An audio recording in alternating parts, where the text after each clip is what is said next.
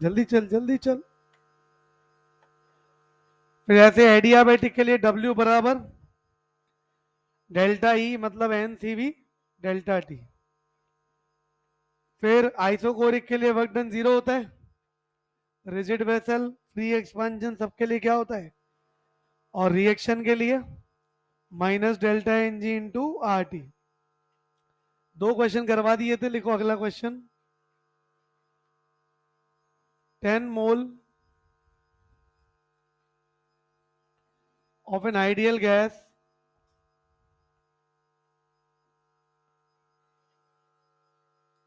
is compressed at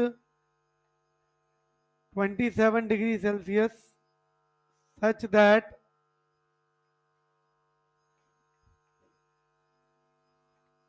pressure becomes double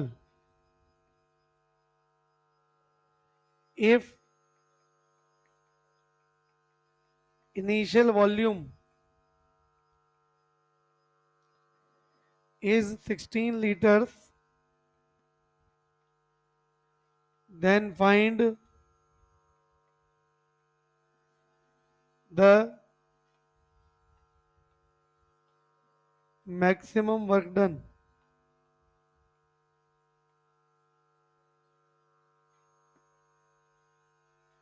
Maximum work done if temperature remains same.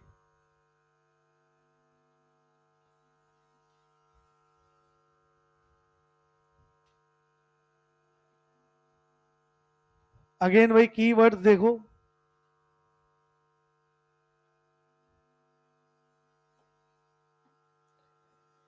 Paper में दो तीन question तो अच्छे मिले होंगे ना, नहीं मिले? दो तीन ही अच्छे थे। स्टेटमेंट वाले क्वेश्चन लास्ट में मिले होंगे ना बहुत सारे। एआर ही तो चाहिए थे ना तुमको, पेपर में दे दिए मैंने।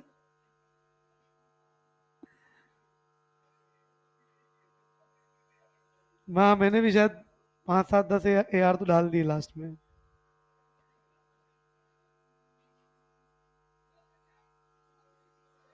तुक्के मारे सही निकल गए।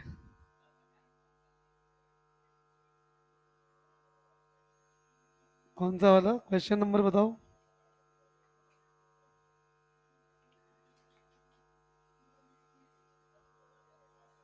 अरे क्वेश्चन नंबर बता।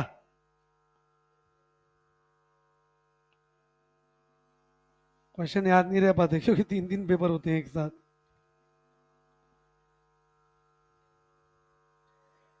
यहां से लेकर लगातार थे ना क्वेश्चन। 75 नंबर में क्या हुआ?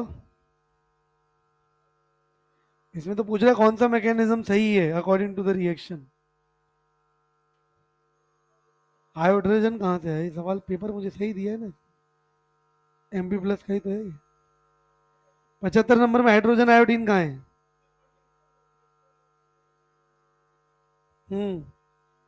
Is given as. हाइड्रोजन को नाम इसने H2 दे दिया, और आयोडीन मोनोक्लोराइड मतलब ICL, उसको नाम BC दे दिया। आयोडीन मोनोक्लोराइड मतलब एक क्लोरीन आयोडीन के साथ ICL। सिंबॉलिक रिप्रेजेंटेशन कर दिया। यही डाउट है बस।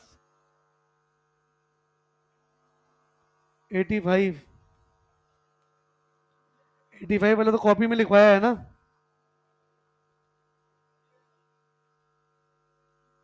पहला तो सही है ना? नहीं ये तो कॉपी के रिएक्शन तो याद रखो, मैंने पहले ही कहा है ये सब एनसीईआरटी के हैं वो रिएक्शंस।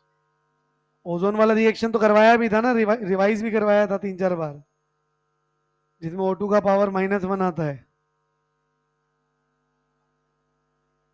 केमिकल काइनेटिक्स रटने वाला है तो। मैकेनिज्म तो जो जो कॉपी में लिखवाए हैं, 3 4 या 5 ही तो लिखवाए हैं, वो तो याद रखने पड़ेंगे सारे। भले वो क्वेश्चन फॉर्म में हो चाहे कैसे भी, ये तो कॉमन रिएक्शन है ओजोन वाली तो। 64। पेपर गया कैसे तो बताओ। ठीक गया। कितना वाटर ऐड करें 300 ml 0.2 molar solution degree of dissociation double हो जाए। तो डिग्री ऑफ डिसोसिएशन अल्फा का फॉर्मूला क्या होता है, अंडर रूट के बाय सी। सी क्या होता है, एन बाय वी। अल्फा को डबल करना है तो वॉल्यूम को कितना करना पड़ेगा, 4 गुना। तो 300 का 4 गुना कितना हुआ, 1200। कितना ऐड करोगे, 900। कितने नंबर है केमिस्ट्री में, मेरे वाले पार्ट में कितने आए, 20 क्वेश्चन आए थे ना। केमिस्ट्री में 160 तेरे किए तो सबने होते हैं, सब झूठ बोल रहे होते हैं बस। नहीं किए काउंट, कितने आए। आदित्य, फिर एग्जाम में अपन एनर्जी यूज करेंगे, ज्यादा बढ़िया रहेगा अब। हाँ अपना जरूर। 185। मैं वही टेंशन में आ गया, मैंने क्या हुआ ये।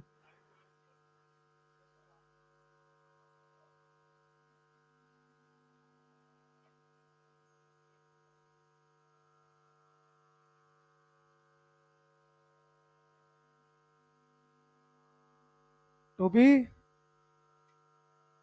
कितने दिनों बाद आया, पहले तो ये बता तू। शनिवार को पढ़ाई की होगी ना फिर। पूछ रहा है, बता रहा है। हाँ आदित्य, पीछे कहाँ है आदित्य और तेरे। हाँ मिराज, निकेत,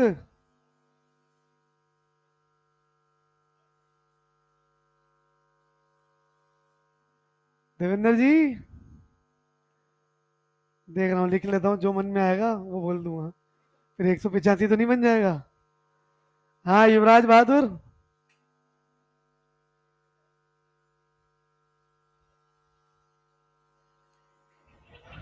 वो समझ समझ गया था मैं। हाँ तेरा। हाँ पीछे, हम तो आते ही कभी कभी हैं। तो फिर सैटरडे को पता नहीं क्यों आए, नहीं आए थे सब। ऑल इंडिया रैंक -1 आनी चाहिए थी ना फिर। एक्स्ट्रा ऑल इंडिया रैंक तुमको मिलनी चाहिए थी। मैं मॉड्यूल डिस्कस करूंगा आज बोला था। सैटरडे को बोला था डिस्कस करूंगा, सैटरडे को मैंने खूब पढ़ाया फिर। इसलिए पढ़ाया था कि नुकसान हो तुम्हारा। तुम कोई भी नहीं आए थे ना उस दिन। एक लड़की आई थी बस, शायद तू आई थी है ना। तू भी नहीं आई थी, तू भी नहीं आई थी। एक इकलौती यही आई थी, एक और आई थी उधर वो लेट वाली, वो आज नहीं आई। कोई बात नहीं, अच्छी बात है। धोखा मिलना चाहिए ना, जीवन में आगे खूब मिलेगा, अभी से प्रैक्टिस कर रहे हो ना। देखो जो मेरे 20 सवाल थे ना, 20 से 45 ही मेरे थे शायद। अच्छा 45 ही मेरे थे, यहाँ तो इनऑर्गेनिक स्टार्ट ही नहीं हुई ना अभी तक। अब स्टार्ट होएगी इनऑर्गेनिक है ना, मैं छुट्टी पे जा रहा हूँ थर्सडे से। 5 दिन के लिए छुट्टी पे जा रहा हूँ मैं। अब मुझे कुछ नहीं पता। देखो कोई भी आए, पहले मेरे लिए भी तो तुमने ये एक्सपेक्ट किया था कोई और आएगा। टीचर यहाँ पे सब एक से एक है, परेशान मत हो। हाँ सब लोग यही सोच के आए थे कि वो पढ़ाएंगे, है ना। फिर तो कभी कभी चेंज क्या होता है ना, अच्छा भी होता है। तो दिमाग में पहले माइंड सेट बना के मत बैठो। दो ही तो टीचर हैं गिनती के इनऑर्गेनिक के। बाद में मुझे टाइम मिला तो मैं रिवाइज करवा दूंगा। मैंने इनऑर्गेनिक भी पढ़ाई हुई है पहले। नहीं लेकिन काफी टाइम हो गया, 7-8 साल हो गए, मैं आईआईटी को पढ़ाता था इनऑर्गेनिक। सॉल्ट का तो वो आयंस वाला आएगा ना, रेडिकल्स वाला, वो लास्ट में एक बार रिवाइज करवा दूंगा मैं। थर्सडे से इनऑर्गेनिक स्टार्ट हो जाएगी। तो मतलब मेरी क्लास अभी नहीं आएगी, फिर गैप आएगा, उसके बाद आएगी। नहीं नहीं दिवाली बाद भी नहीं। अभी 2 फिजिक्स चल रही है तुम्हारी कंटिन्यू। फिजिक्स एक हटेगी फिर, बायो तो एक ही चलती रहेगी तुम्हारी। वो तो बीच में पिछले हफ्ते शायद वाई आंसर छुट्टी पे थे, इसलिए एम के सर आए थे, ताकि तुम्हारी क्लासेस वेस्ट ना हो। सारी पंचायत करवा लो। सवाल पूछूं अभी? कौन सा सवाल? सवाल पढ़ो। थर्मोडायनेमिक्स खत्म करवा दूंगा मैं, थर्मोकेमिस्ट्री बचेगा। पढ़ो क्या लिखा हुआ है। 10 mole of an ideal gas is compressed at 27 degree Celsius such that pressure becomes double if initial volume कितना, 16 litre, then find the maximum work done if temperature remain same. इस क्वेश्चन की खास बात यह है, कोई भी फॉर्मूला लगा सकते हो दोनों में से, बस ध्यान रखना क्या लिखा हुआ है, टेम्परेचर रिमेन सेम। आइसोथर्मल हो गया क्या? आइसोथर्मल के साथ साथ क्या रिवर्सिबल वर्क बात चल रही है क्या? कैसे पता? Maximum work done. तो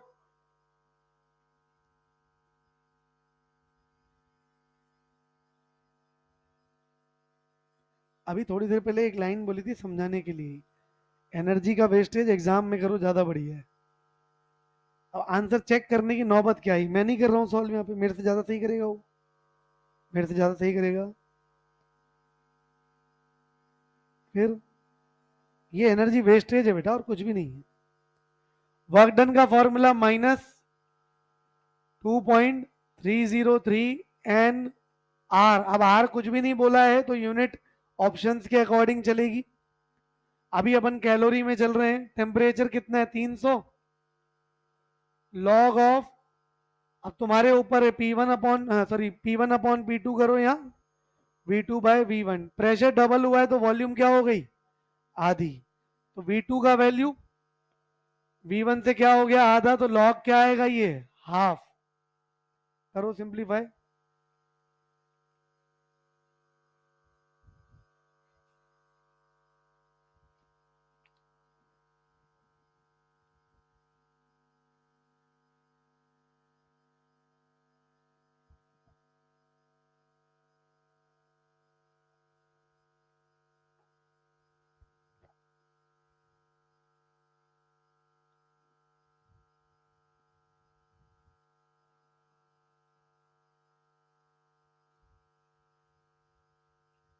कितना आया?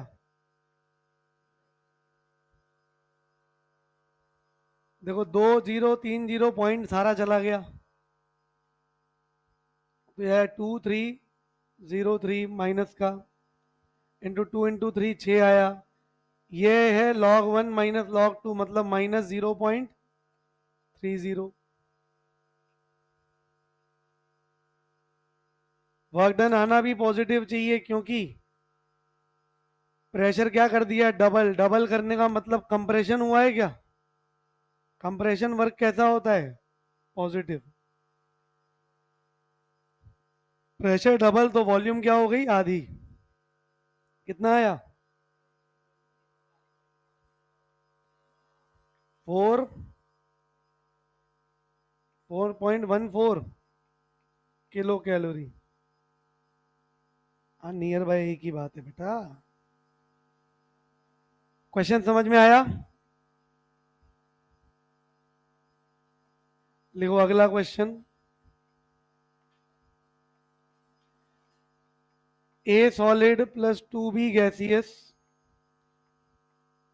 gives 3C gaseous plus D aqueous.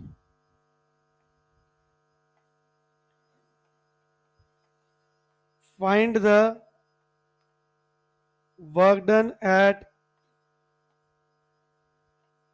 137 degree Celsius in joules.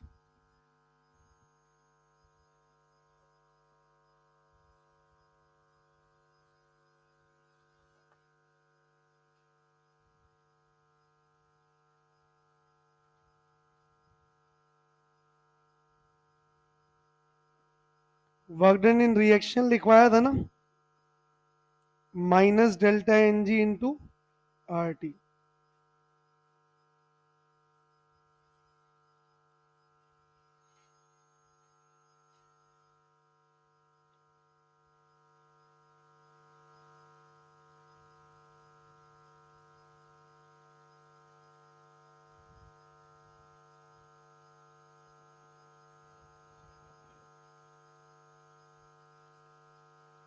Delta N G का वैल्यू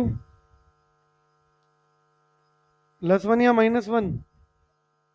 वो तो एक्वस हो गया, ये सॉलिड हो गया, बचे ये दोनों।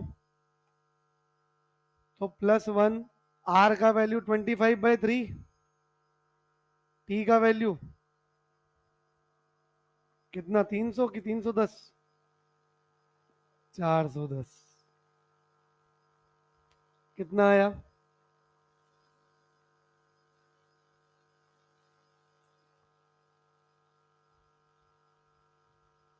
करो, मल्टीप्लाई करो। कैलकुलेशन से घबराया मत करो। मैथ देखो ऐसी चीज है, जितना आप प्रैक्टिस करोगे ना, भले इनिशियली गलत ज्यादा होगा बट धीरे धीरे इंप्रूवमेंट अपने आप आएगा। माइनस आएगा प्लस आएगा?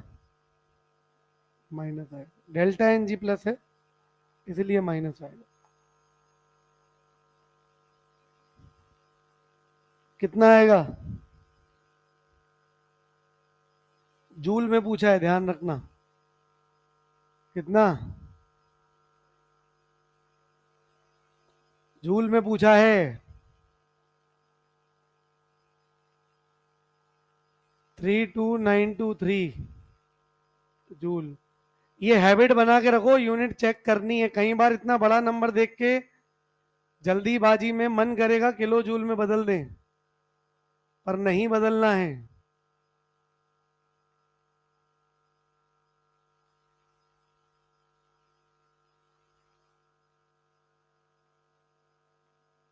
अगली हेडिंग बनाओ, spontaneous process.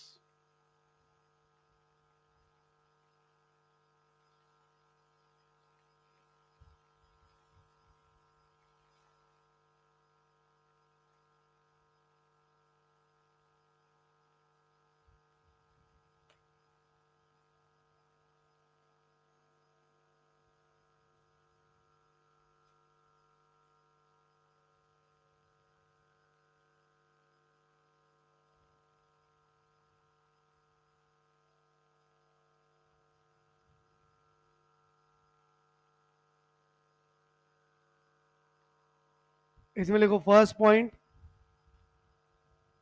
Those process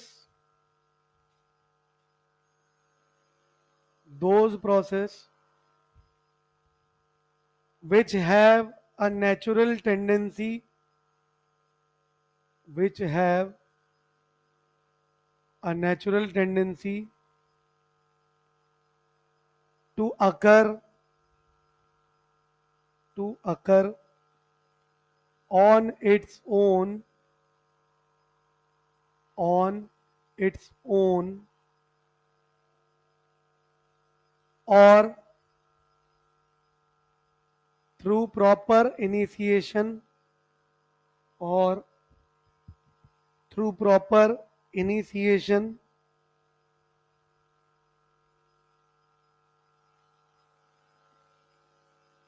in a particular direction in a particular direction under given set of conditions under given set of conditions. Second point,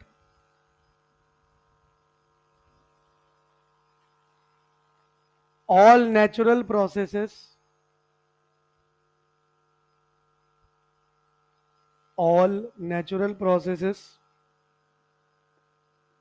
are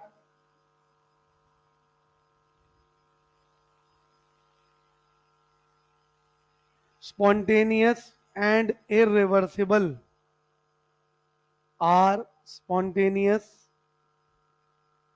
and irreversible. Third point में लिखो examples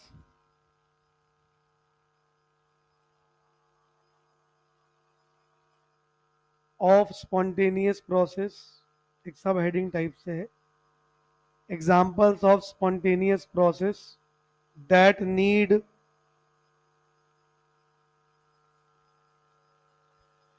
examples of spontaneous process that need no initiation no initiation. इसमें A B C D करके लिखना, बहुत सारे examples हैं।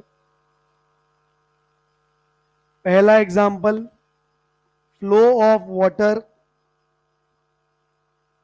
Flow of water from high level, from high level to low level.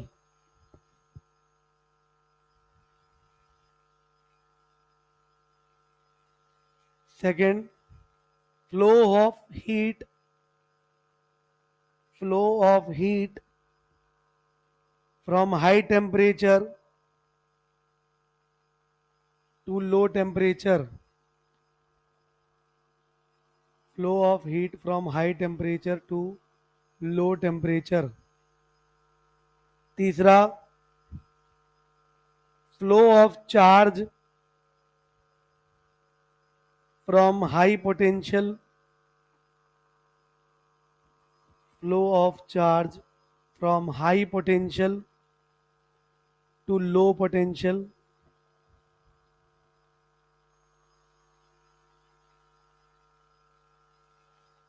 Flow of gases, अगला example, flow of gases from high pressure to low pressure.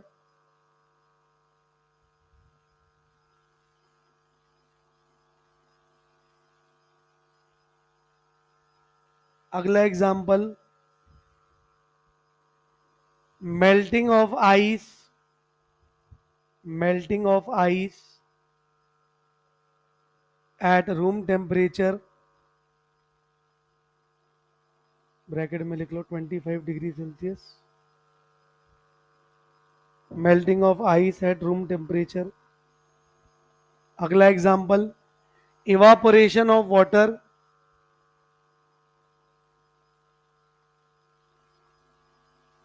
evaporation of water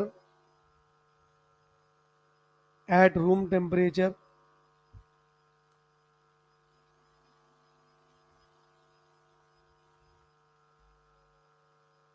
अगला example,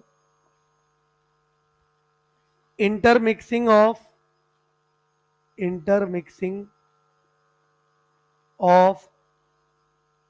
non-reacting gases, intermixing of non-reacting gases.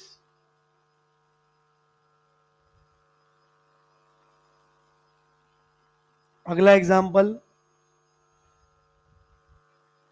dissolution, DISSOLUTION, dissolution of common salt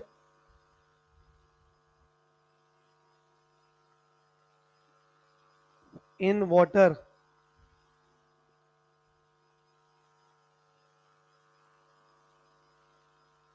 अगला example,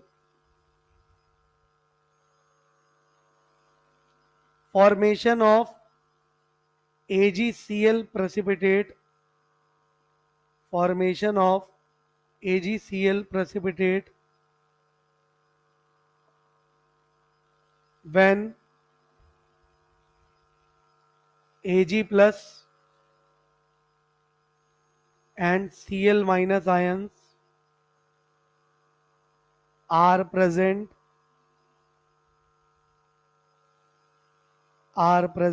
in the solution. अगला example, spreading of ink, spreading of ink, INK. अगला example,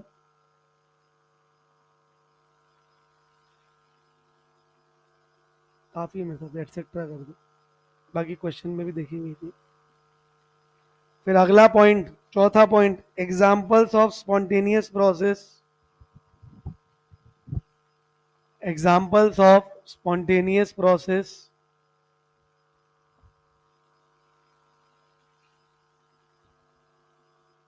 that need initiation, that need initiation.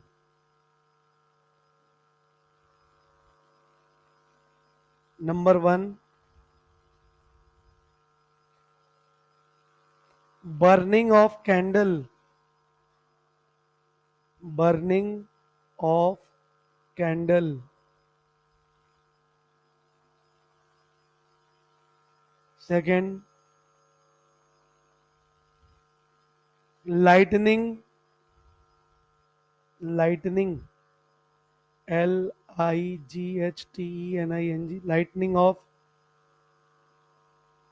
earthen lamp, earthen, EARTHERN, lamps, bracket में लिख लो दिया, जो दिए जलते हैं ना दीपक, उनको अर्थन लैम्प्स बोलते हैं. अगला example, combustion of hydrocarbons, combustion of hydrocarbons. अगला example, starting of motor vehicles,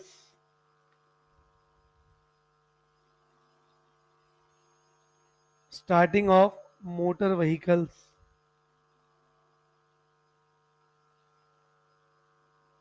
etcetera. फिर अगली हेडिंग बनाओ, नॉन स्पॉन्टेनियस प्रोसेस. ये हम लोग एंट्रोपी की तरफ चल रहे हैं. इसके बाद सिर्फ गिब्स एनर्जी बचता है, जो कल मोस्टली आधी क्लास के बाद स्टार्ट हो जाएगा. नॉन स्पॉन्टेनियस प्रोसेस, इसमें लिखो first point, those processes, those process which does not occur, which does not occur in a particular direction, in a particular direction, naturally, naturally, under given set of conditions, under given set of conditions.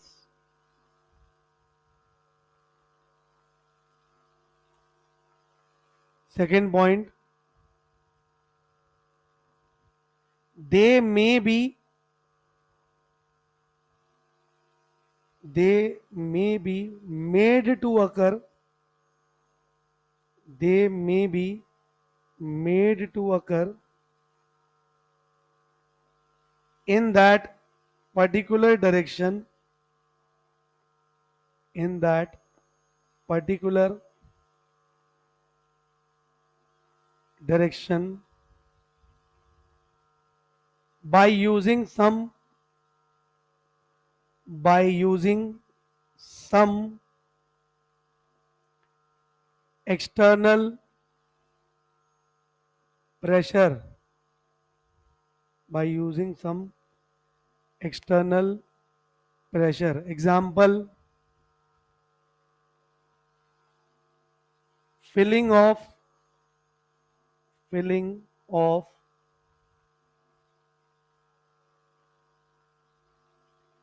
water tanks, water tanks at higher levels, at higher levels, by using motor, comma, moving from,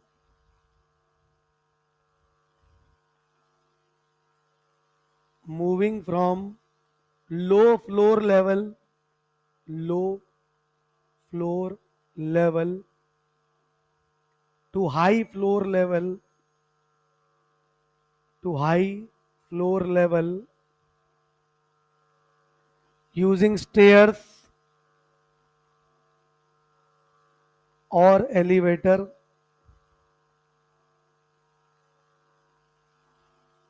etc.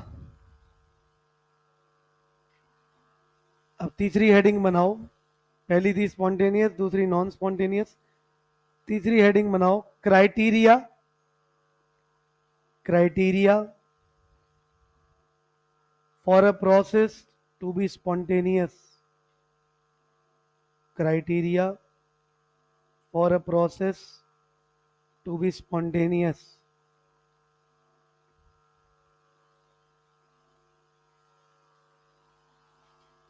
इस topic पे जितने star लगा सकते हो लगा लो, बहुत काम के पॉइंट्स हैं दो।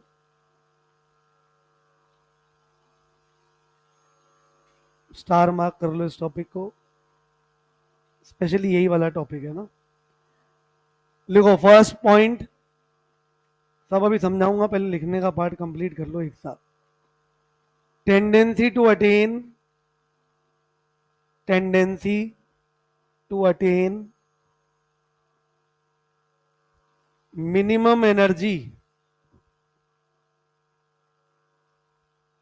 minimum energy, that is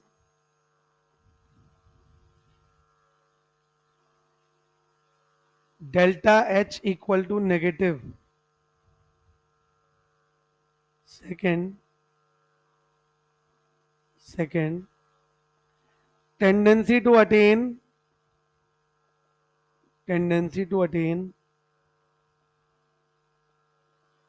maximum randomness, tendency to attain maximum randomness। फिर अगली हेडिंग बनाओ entropy,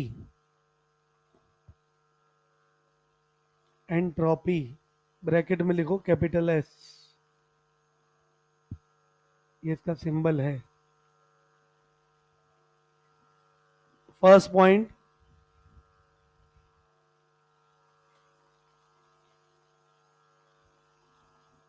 first point, it is a thermodynamic quantity, it is a thermodynamic quantity or property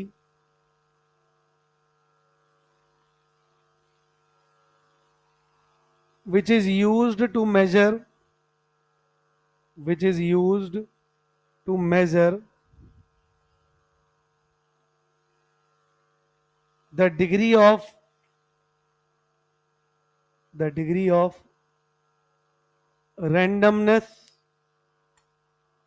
the degree of randomness or disorderness, disorderness, disorderness।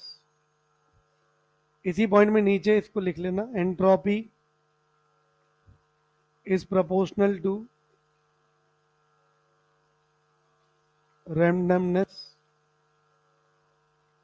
or disorderness।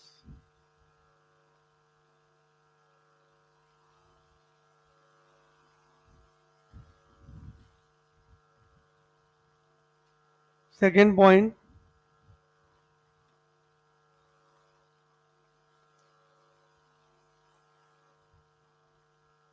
more the disorderness or randomness, more the disorderness or randomness,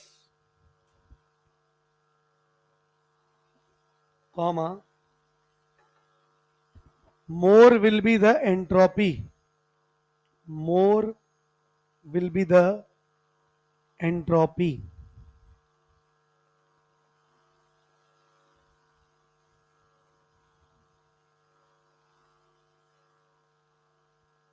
And vice versa, and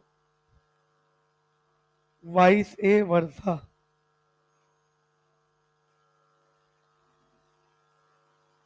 Third point, change in entropy, change in entropy is defined as the ratio of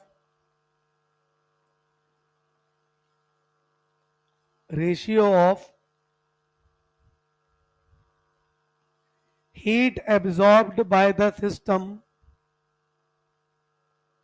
heat absorbed by the system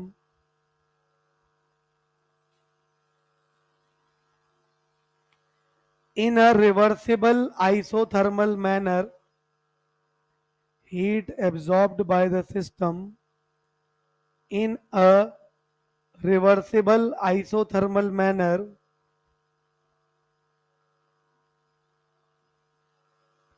to the temperature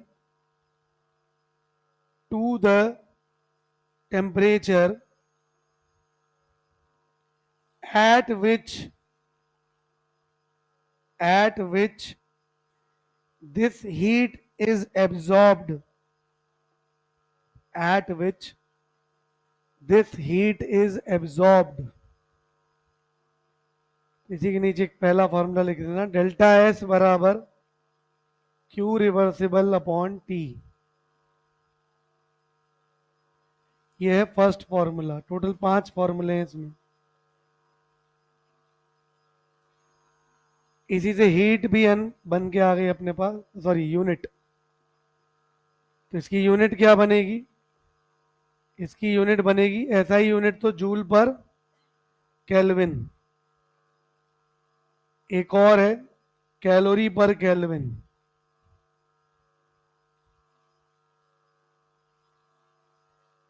कितने point हो गए? 4। चौथा unit joule पर kelvin और calorie पर kelvin. Calorie पर kelvin को एक और नाम दिया गया है, 5th पॉइंट लिखो। एक चीज होती है एंट्रोपी यूनिट। एंट्रोपी यूनिट को शॉर्ट में बोलते हैं ईयू। ईयू और कैलोरी पर केल्विन एक ही होता है।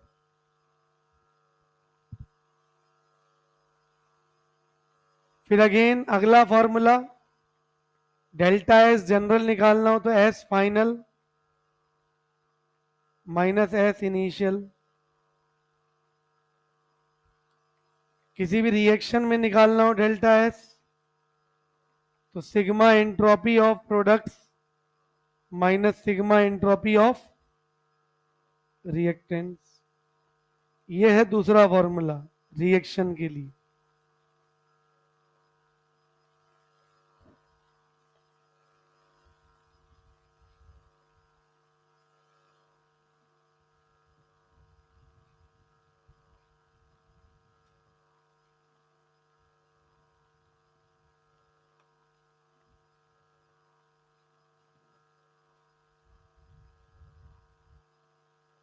आठवां point, entropy is an extensive property. Entropy is an extensive property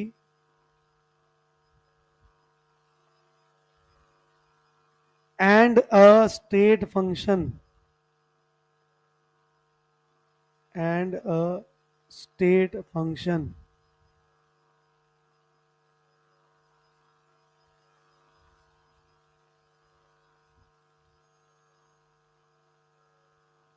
ninth point,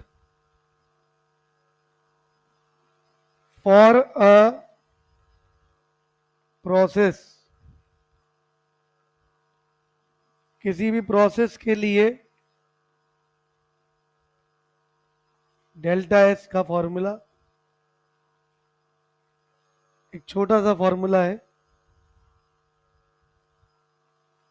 delta S for the process is equals to 2.303 NCV log of T2 by T1 plus 2.303 NR log of V2 by V1।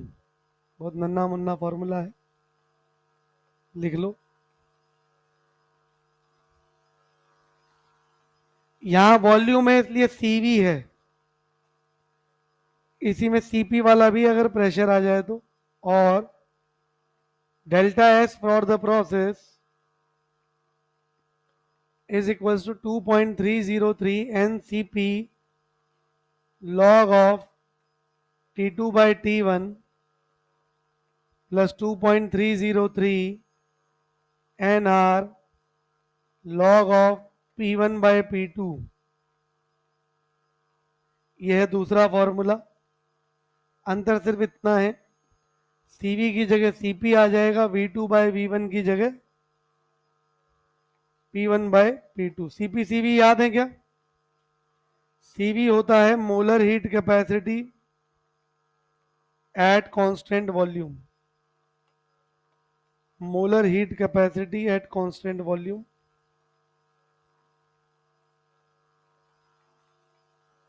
ऐसे CP क्या होगा? Molar heat capacity at constant pressure. Temperature को kelvin में रखना है, वैसे तो ratio है बट रेशियो के दौरान भी केल्विन में रखना है। इन दोनों में यूनिट फिक्स नहीं है, बस रेशियो में ध्यान ये रखना है यूनिट सेम होनी चाहिए। मतलब V2 लीटर में तो V1 को मीटर क्यूब में मत पुट करके आना। Is it clear? प्रोसेस आपने बहुत सारे पढ़े थे, तो वो प्रोसेस के बारे में आगे डिस्कस करेंगे। पहले समझते हैं अभी तक क्या क्या लिखा है।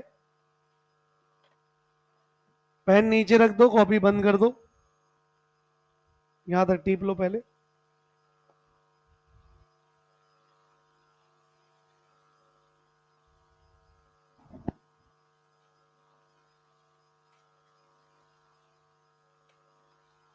देखो इस चैप्टर का मेन जो एप्लीकेशन है ना वो है फिजिबिलिटी। ये पता करना कि कोई भी प्रोसेस, कोई भी रिएक्शन अपने आप होगा या नहीं होगा। ये इस चैप्टर का मेन एप्लीकेशन है, मेन यूज है। अब अभी तक जो पढ़ रहे थे ना, वो फिजिबिलिटी में जो चेक करने वाले पैरामीटर्स होते हैं, उन पैरामीटर्स की डिटेलिंग करी। अब जाके उस फिजिबिलिटी वाले पोर्शन की तरफ अपन मूव करने लगे। तो फिजिबिलिटी पे जाने से पहले कुछ टर्म्स आती हैं, जैसे सबसे पहले स्पॉन्टेनियस प्रोसेस। वैसे तो नाम ही समझा रहा है, स्पॉन्टेनियस मतलब जो अपने आप फटाफट हो रहा हो। तो ऐसा प्रोसेस जो अपने आप हो रहा हो किसी डायरेक्शन में अंडर गिवन कंडीशंस, एक तो वो होता है स्पॉन्टेनियस प्रोसेस। दूसरा, उनको भी स्पॉन्टेनियस की कैटेगरी में रखा है जो अपने आप तो नहीं होते पर थोड़ा सा स्टार्ट दे दोगे तो अपने आप होने लग जाएंगे। पल्ले पड़ा गया? तो स्पॉन्टेनियस प्रोसेस दो कैटेगरी के हैं, एक तो अपने आप हो जाए और दूसरा जिनको हल्का सा इनिशिएशन दे दोगे तो उसके बाद अपने आप होने लग जाए। अब जैसे सिंपल कॉन्सेप्ट, पानी ऊपर से नीचे अपने आप आता है, flow of water from high level to low level. Charge वगैरह गैस वगैरह अपन को दिखेगी नहीं, तो अपन और क्या देख सकते हैं? आइस। आइस को रूम टेम्परेचर पे छोड़ दो, अपने आप पिघलती। पोछा लगता है, किसी भी मौसम में लगता हो, पोछा तो सूखता ही है ना, पर टाइम कम ज्यादा ले लेता है। सर्दियों में ज्यादा टाइम ले लेता है तो पंखा स्टार्ट कर देते, गर्मियों में जल्दी हो जाता। गैसेस की इंटरमिक्सिंग, नॉन रिएक्टिंग गैसेस की इंटरमिक्सिंग अपने आप होती है। कैसे?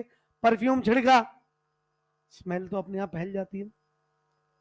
तो intermixing of non reacting gases. अब ये तो वो हो गए जो अपने आप होते हैं। कुछ ऐसे प्रोसेस हैं जिनमें इनिशिएट करना पड़ता है, जैसे मोमबत्ती जलानी है तो पहले जलानी पड़ेगी, ऐसे थोड़ी छू मंतर जल गई अपने आप। पहले भैया एक बार आग तो अपन को लगानी पड़ेगी, फिर आइडियली अपने आप चल वो जलती रहेगी जब तक उसका वैक्स खत्म नहीं हो जाता। दिए लगाते हैं हम लोग घर में दिवाली में, दिए जलाते टाइम पहले तो भैया उसमें आग लगानी पड़ती है। धीरे धीरे अपने आप उसका तेल खत्म हो जाएगा या वो बाती खत्म हो जाएगी तो ऑटोमेटिक खत्म हो जाएगा। गाड़ी स्टार्ट करते हो, अब ऐसे हो थोड़ी है ऑर्डर दो गाड़ी चालू हो गई। अभी तक तो यही सिस्टम है ना, या तो बटन या फिर किक मारो। चाहे वो इलेक्ट्रिक व्हीकल हो चाहे नॉर्मल अपना पेट्रोल डीजल व्हीकल हो, स्टार्ट तो करना पड़ता है। स्टार्ट करने का मतलब आपने इग्निशन देना, इग्निशन मिलता है स्पार्क से। अब वो चाहे तुम्हारे ईवी हो चाहे तुम्हारे पेट्रोल डीजल व्हीकल हो, स्पार्क तो इलेक्ट्रिक ही होता है वो। समझ में आ गई क्या बात? क्यों बोलते हैं अपन कि यार बैटरी खत्म हो गई, स्टार्ट इसको स्पार्क नहीं मिल रहा, कि काम उसमें भी बैटरी आती है। समझ में आ गई क्या बात? Combustion of hydrocarbon. अब हाइड्रोकार्बन का कंबशन अपने आप कैसे हो रहा है? गाड़ी में ही हो रहा है ऑटोमेटिक। पहले तुमने इग्निशन दिया, उसको कुछ एनर्जी मिली, जलना स्टार्ट किया। अब कंबशन ऑफ हाइड्रोकार्बन क्या ऑलवेज एक्सोथर्मिक होता है, तो उसमें ऑटोमेटिक हीट निकलती जा रही। अब पहली रिएक्शन की हीट ने क्या किया, दूसरी रिएक्शन के लिए इग्निशन का काम कर दिया, दूसरी के हीट ने तीसरी के लिए काम कर दिया, तो वो ऑटो पायलट मोड में चला गया। समझ में आई क्या बात? आगे पढ़ेंगे अपन। एक चीज होती है auto catalysis.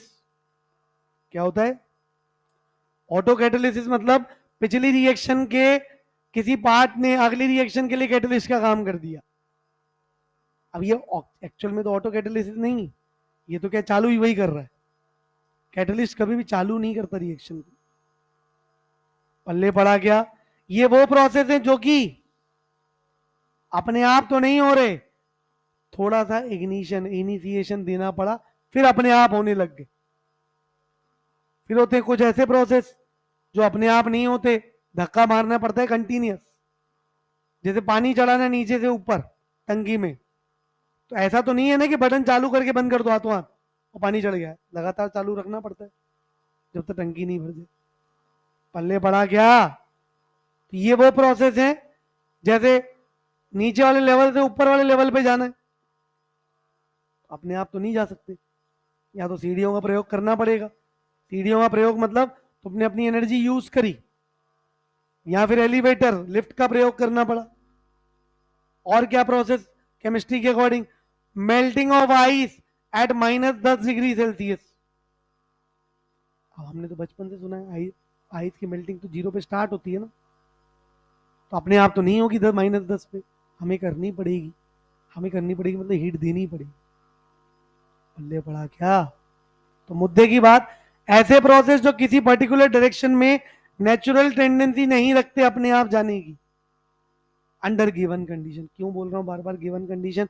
Melting of ice -10 पे अपने आप नहीं हो सकता, लेकिन 25 डिग्री 50 डिग्री पे तो हो रहा है ना, तो अंडर गिवन कंडीशंस भी इंपॉर्टेंट।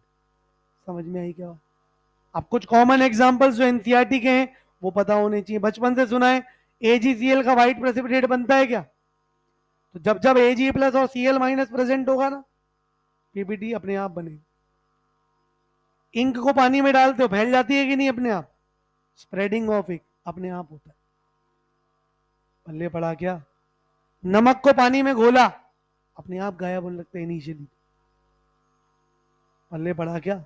ये वो एग्जांपल्स हैं जो क्वेश्चन फॉर्म में पूछे जाते हैं, कैसे स्पॉन्टेनियस या नॉन स्पॉन्टेनियस। अब आता है कि सर कोई भी प्रोसेस स्पॉन्टेनियस होता क्यों है?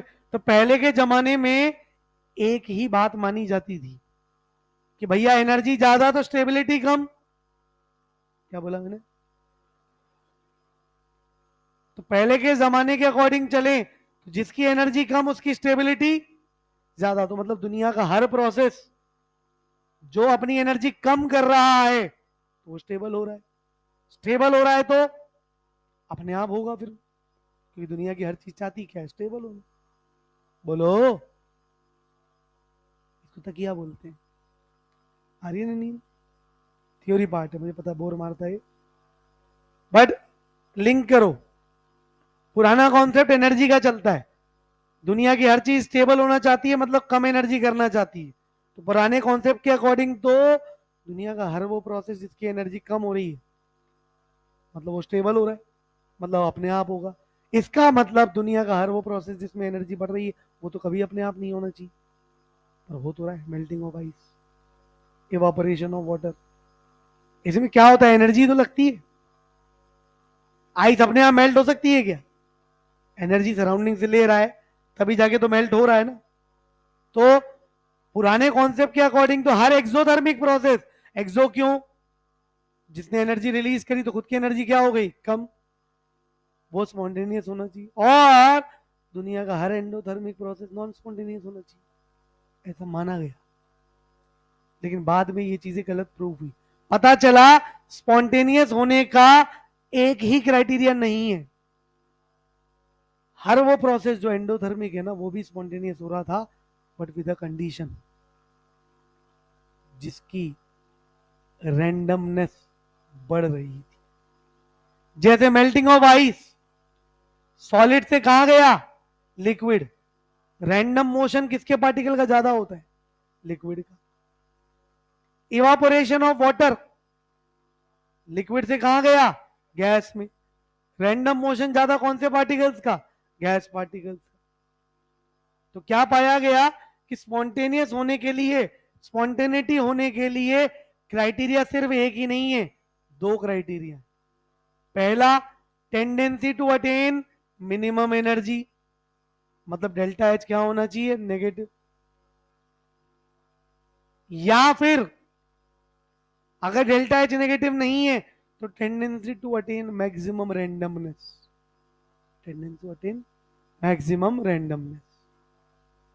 रैंडमनेस को ही काउंट करने के लिए, मेजर करने के लिए एक थर्मोडायनेमिक क्वांटिटी बनाई गई, जिसका नाम क्या रख दिया गया, एंट्रोपी। क्या नाम रख दिया गया। अब एंट्रोपी डिफाइन कैसे की गई, डिफाइन की गई ratio of heat absorbed in a reversible isothermal manner. Sir ये डिफाइन ऐसे क्यों की गई, तो पहले तो एक बार बताओ, रिवर्सिबल इरिवर्सिबल पढ़ा था क्या। रिवर्सिबल प्रोसेस आइडियल होता है क्या, अरे बोलो, ओ गूंगो, जाग रहे हो। रिवर्सिबल प्रोसेस बहुत धीमे धीमे हो रहा है ना, इनफाइनाइट स्टेप्स में हो रहा है ना। इसके लिए रिवर्सिबल इरिवर्सिबल पता होना चाहिए। कितने लोग नहीं आए थे सैटरडे को, नाम सुना है रिवर्सिबल इरिवर्सिबल, रिकॉर्डिंग तो देखी नहीं होगी अभी तक, देख ली है। कब, कब, कल टेस्ट के बाद, सही में पढ़ाई किया था, तो सैटरडे की छुट्टी की नौबत क्यों आई थी। अगर इतनी भयंकर पढ़ाई कर लेते हो, तुमने भी देख ली। एक बार बताओ, जब टेस्ट की रात को बैठ के पढ़ाई करने की नौबत आ रही है तो सैटरडे को पढ़ लेते, संडे को तुम कम पढ़े थे। मुद्दा ये है कि बहाने नहीं मारने, एक्सक्यूजेस है सब ये। टेस्ट के एक दिन पहले छुट्टी मार लो, टेस्ट में नंबर इंप्रूव हो जाएंगे। अच्छा सच में, और आज सही हो गया, टेस्ट टेस्ट के टाइम सही हो गया था। अच्छा, माइनर टेस्ट के लिए माइनर फीवर आया था, नीट के लिए मेजर आएगा ऐसा, दवाई से ठीक हो गया था। यार अभी तो मेरे को जो पता है ना, वायरल फीवर जो चल रहा है वो 15 दिन से पहले ठीक ही नहीं हो रहा है करंट सिनेरियो में।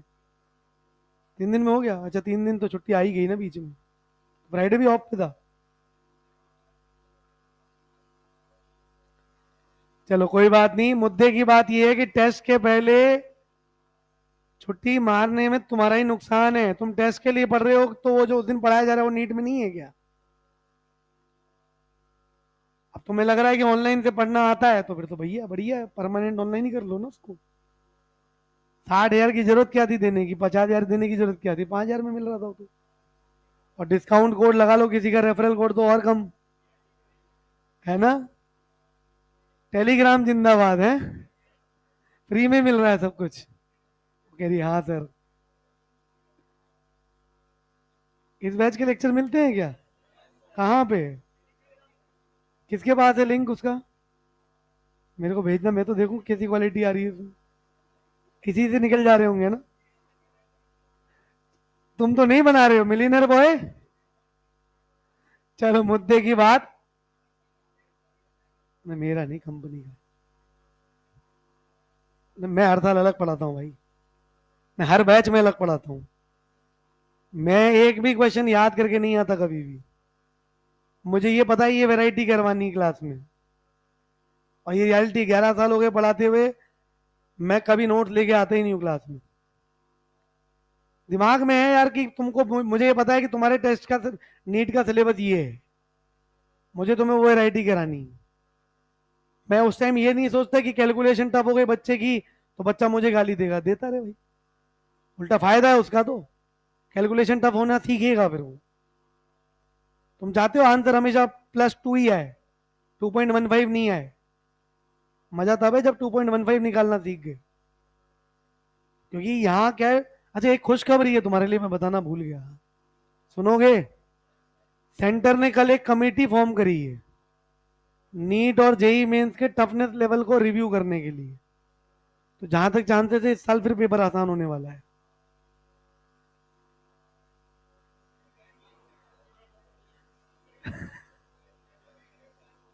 नहीं नहीं, पिछले साल कोई कमेटी नहीं बनी थी। पिछले साल कमेटी बनी थी लीक को चेक करने के लिए। अब वो उसके चक्कर पेपर, एक्चुअली क्या होता है मैं तुम्हें रियलिटी बताऊं, माइक बंद करने दो।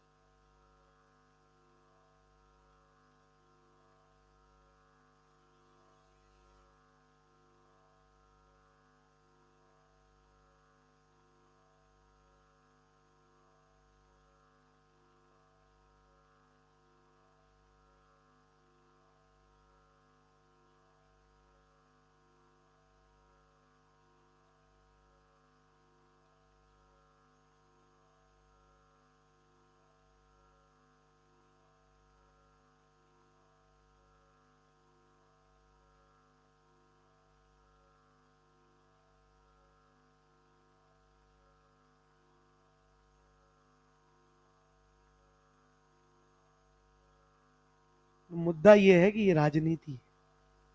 इस राजनीति में जो लोग तुमको दिन में लड़ा रहे हैं ना, वो शाम को बैठ के खुद ही चीयर्स कर रहे हैं साथ में बैठ के। रियलिटी है, ये रियलिटी है। तो मुद्दे की बात, अपने दोस्तों से, अपने रिश्तेदारों से, या फिर कोई भी अननोन से चलते फिरते अपने संबंध खराब मत करना पॉलिटिक्स को लेकर।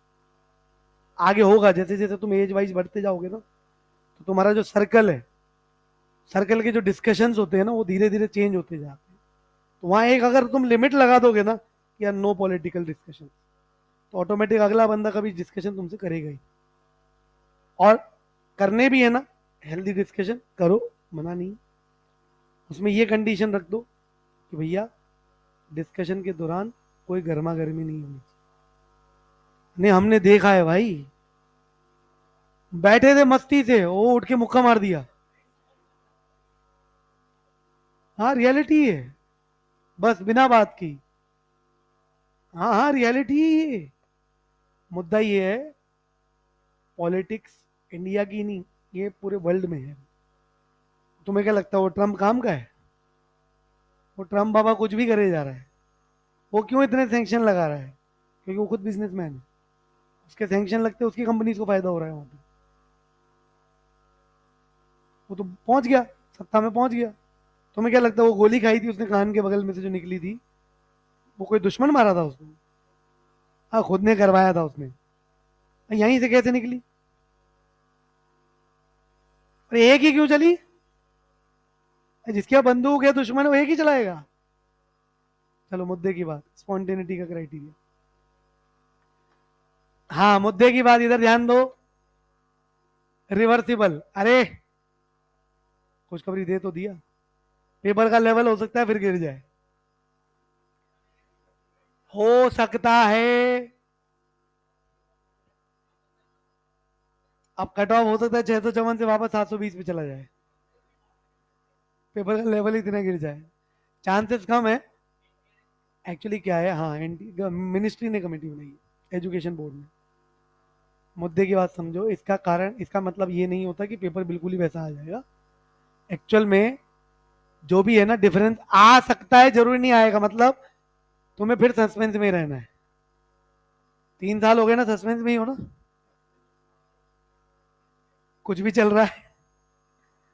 तो मुद्दे की बात, अगले साल भी सस्पेंस में रह के पेपर दो, मतलब पूरा पढ़ो, जैसा आएगा देख लेंगे पेपर में।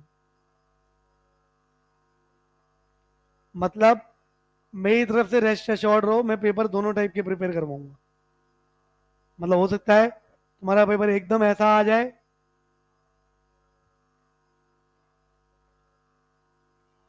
मन करे, राम राम राम राम राम राम, अब मन करे पेपर देखते ही खट खट खट खट खट, ओएमआर भी भर दी, 45 सवाल हो गए 20 मिनट में। ऐसा भी आना चाहिए ना, प्रिपरेशन तो दोनों टाइप की होनी चाहिए ना, नहीं होनी चाहिए? थोड़ा कॉन्फिडेंस भी तो आना चाहिए सर, है? बस मजा वही है। 10,000 हो सकता है 1 लाख पीछे हो जाए, सबका खराब जाएगा है, सिर्फ तेरा अच्छा जाएगा ऐसा। इस बार का पेपर में 600 प्लस कौन कौन हो? अकेला ही रहता है कितना? इस बार टॉपर ही 605 पे तुम्हारा, और क्या चाहिए? 500 प्लस कितने हो? 500 तेरा। हाँ कितना पहलवान? काउंट नहीं किया? तो जाया टफ क्या था, केमिस्ट्री फिजिक्स या बायो? तीनों ही टफ थे। अच्छा इक्विलिब्रियम था इस बार है। लेंदी पेपर मजा नहीं आता। तुमने दिया था पेपर? मुंह ही नहीं खुल रहा है पेपर के नाम से इन तीनों का तो। कितना आया? मतलब बाहर बताओगे, सिंपल सी बात, यहाँ ओपनली नहीं बताओगे। चलो कोई बात नहीं, मुद्दे की बात ध्यान से सुनना। डेल्टा एस का फॉर्मूला क्या बना? अरे इधर ध्यान दो बस। क्यू रिवर्सिबल अपॉन, कॉपी काहे खुल गई बे?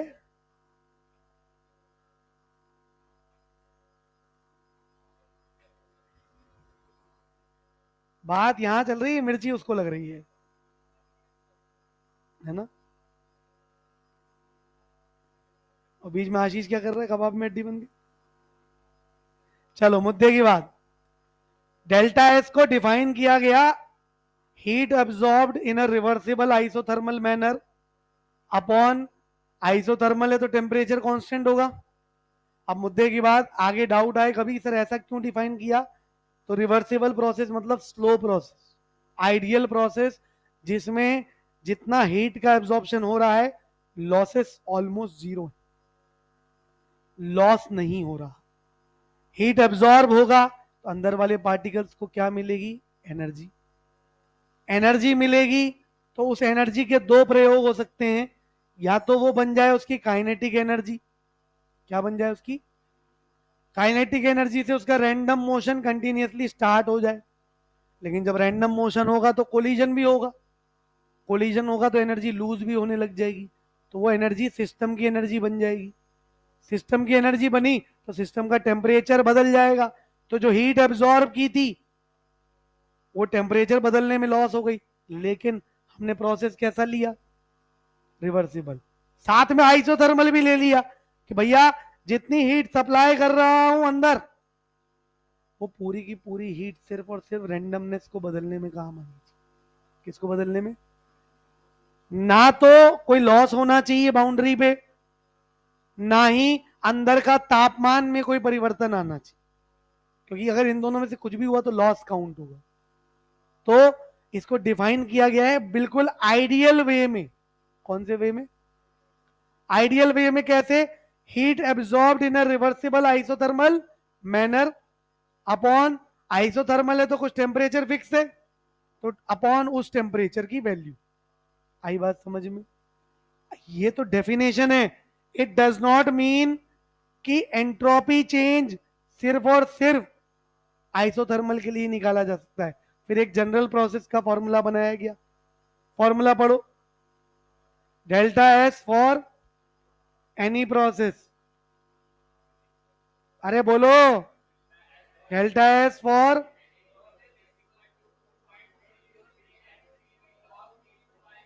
प्लस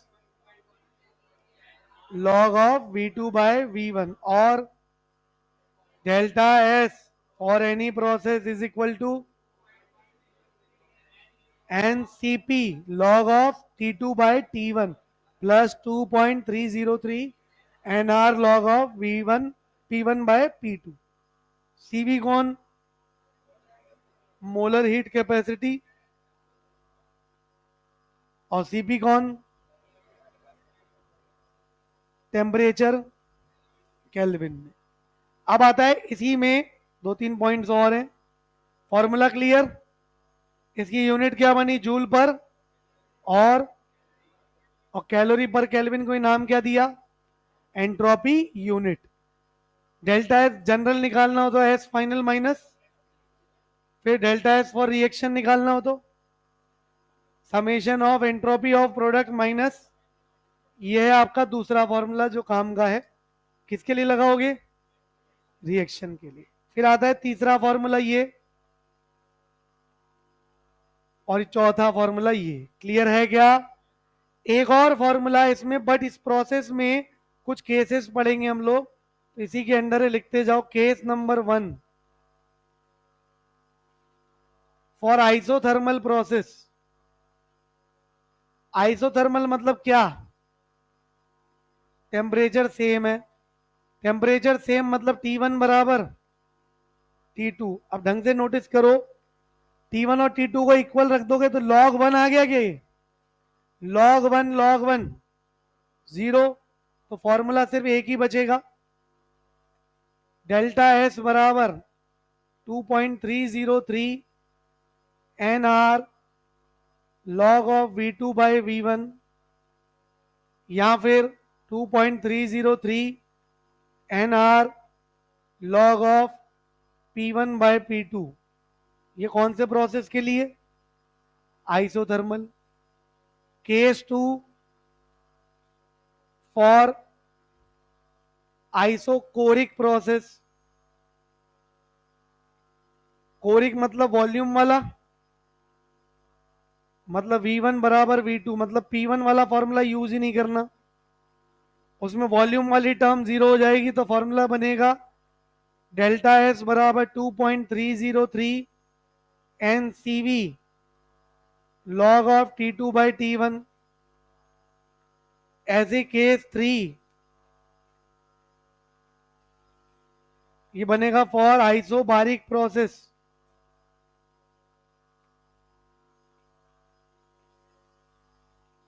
आइसोबारिक प्रोसेस मतलब P1 बराबर P2। इसमें सिर्फ और सिर्फ सेकंड वाला फॉर्मूला यूज होगा, प्रेशर वाली टर्म जीरो हो जाएगी, तो बनेगा 2.303 N C P log of T2 by T1। इनमें से एक भी फॉर्मूला याद नहीं रखना है, बस ये याद रखो जिसमें जो कांस्टेंट उसकी टर्म जीरो हो जाएगी।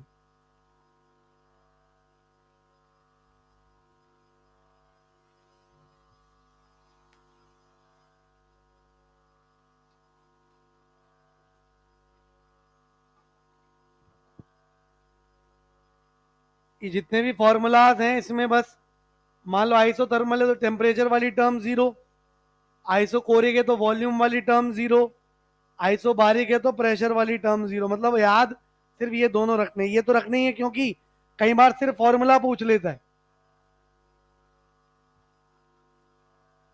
लिख लो यहां तक।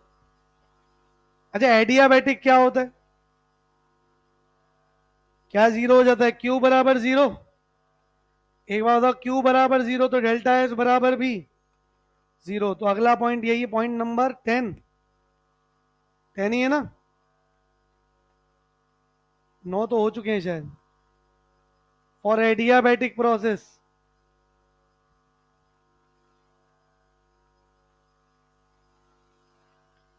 एडियाबैटिक प्रोसेस में क्यू रिवर्सिबल बराबर जीरो, सो डेल्टा एस बराबर जीरो। डेल्टा एस बराबर जीरो मतलब एस फाइनल बराबर एस इनिशियल। इसीलिए adiabatic process is also known as isentropic process या फिर आइसोएंट्रोपिक प्रोसेस। आइसेंट्रोपिक मतलब जिसका एंट्रोपी सेम।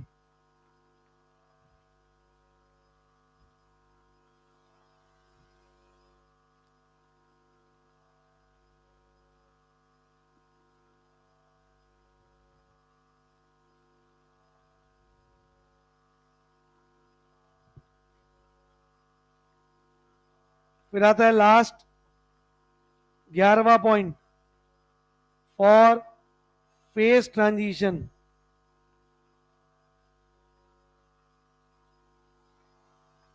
फेज ट्रांजिशन मतलब जो तुमने बचपन से सुना है, मेल्टिंग। मेल्टिंग को एक और नाम बोला जाता है फ्यूजन। बॉइलिंग, इसका एक और नाम होता है vaporisation.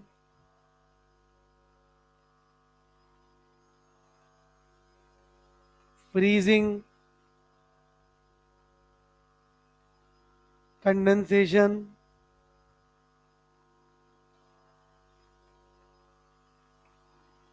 Sublimation, etcetera. Phase transition के लिए क्यू रिवर्सिबल को बस रिप्लेस कर देते हैं delta H of phase transition upon temperature of phase transition. यह है तुम्हारा पांचवा फॉर्मूला। टोटल 5 फॉर्मूलाज हैं, अलग अलग केस में अलग अलग लगेगा।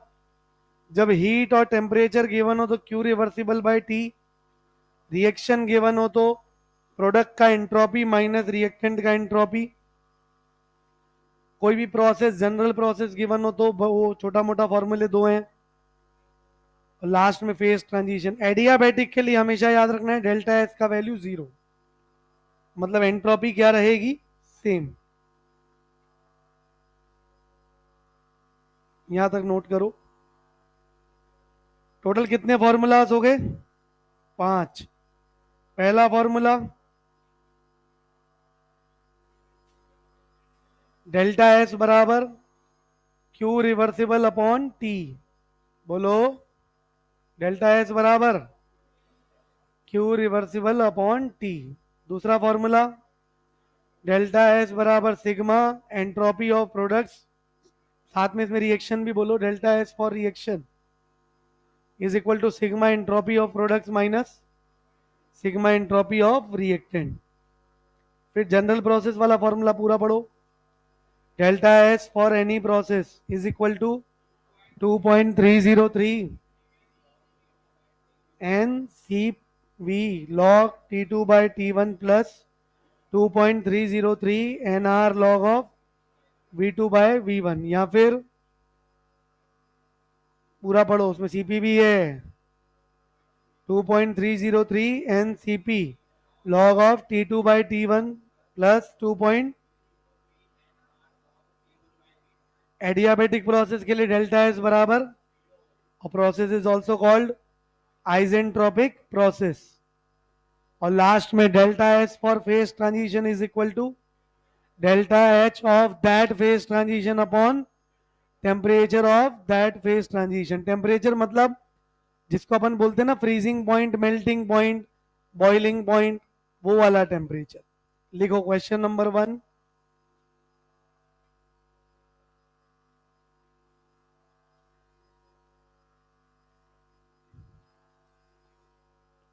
चलाने का मतलब होता है गाड़ी चालू रहेगी, आगे जाएगी ये कहां लिखा हुआ है मैंने। स्टार्ट करना,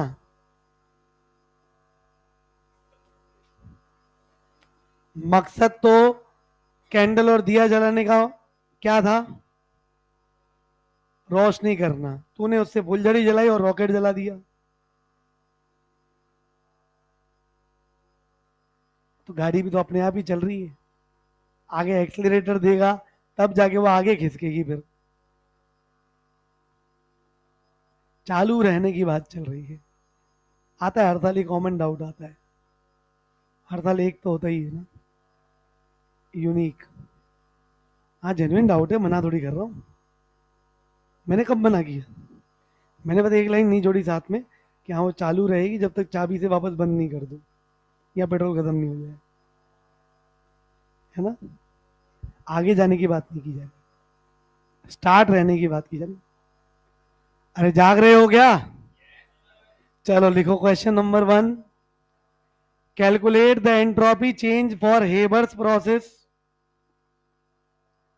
Calculate the entropy change for Haber's process if entropy of N2 comma H2 and NH3 are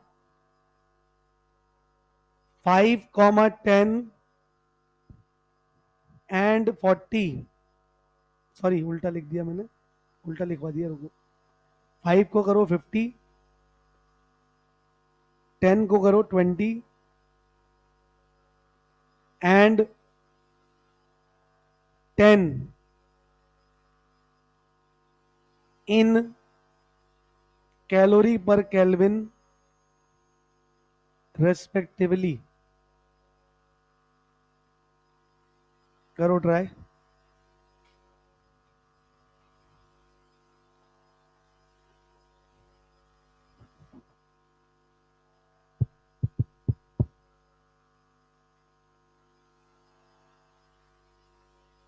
पहले तो पहचानना पड़ेगा कि किसके लिए लगाऊं।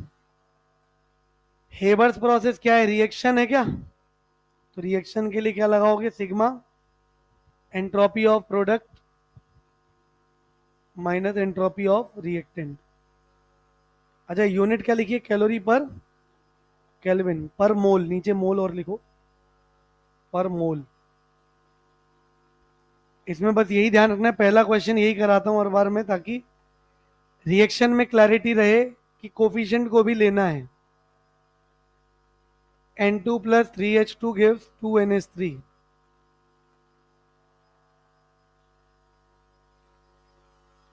डेल्टा एस प्रोडक्ट में कौन है ये, वैल्यू कितनी है इसकी 10, 2 इंटू 10 माइनस N2 के लिए दिया है 50, तो 1 इंटू 50 प्लस 3 इंटू 20, तो डेल्टा एस आ जाएगा कितना, -90 कैलोरी पर kelvin.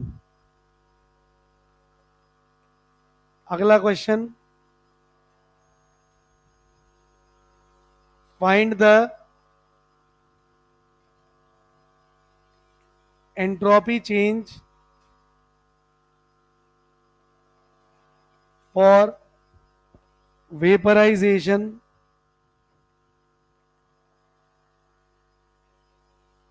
of a liquid whose boiling point is 157 degrees Celsius and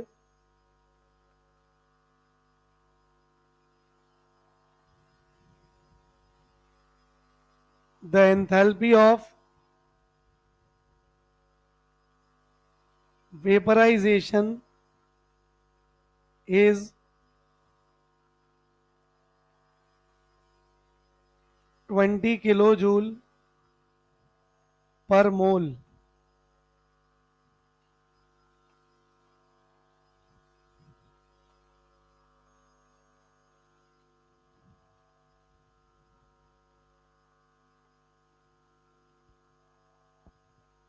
vaporisation मतलब फेज ट्रांजिशन हो गया, तो डेल्टा एस निकालना है फेज ट्रांजिशन का।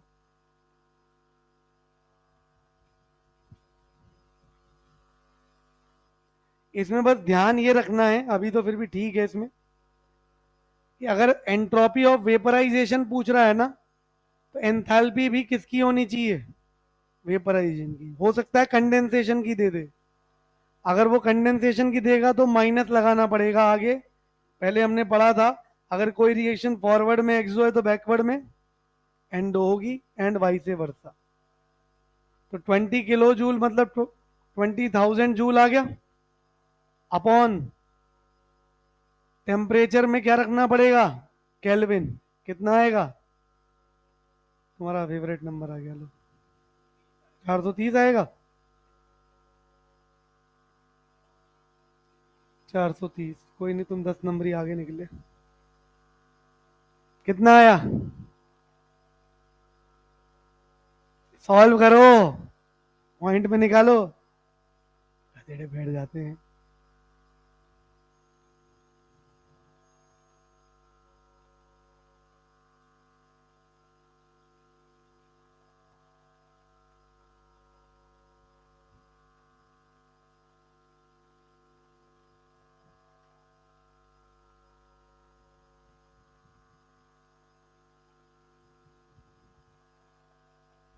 कितना आया? बिना कैलकुलेटर वाला बताओ।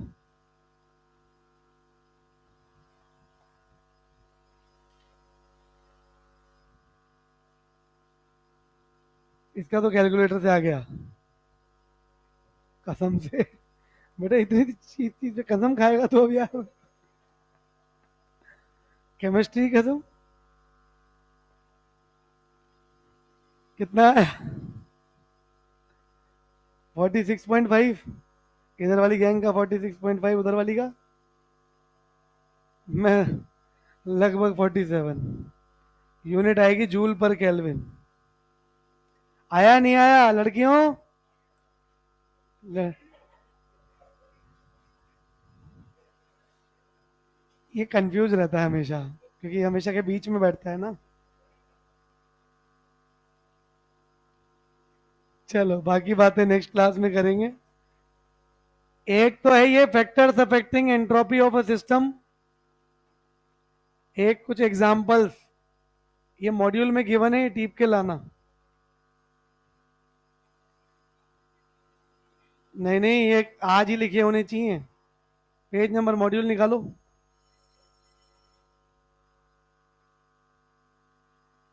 ये लिख के लाना है ना, थ्योरी पार्ट है। नहीं बिल्कुल भी नहीं मिलेगा। Page number 146। ये तो 146 पे है, और ये 147 पे। Some famous examples. फेमस मतलब एनसीईआरटी के हैं, और कुछ नहीं।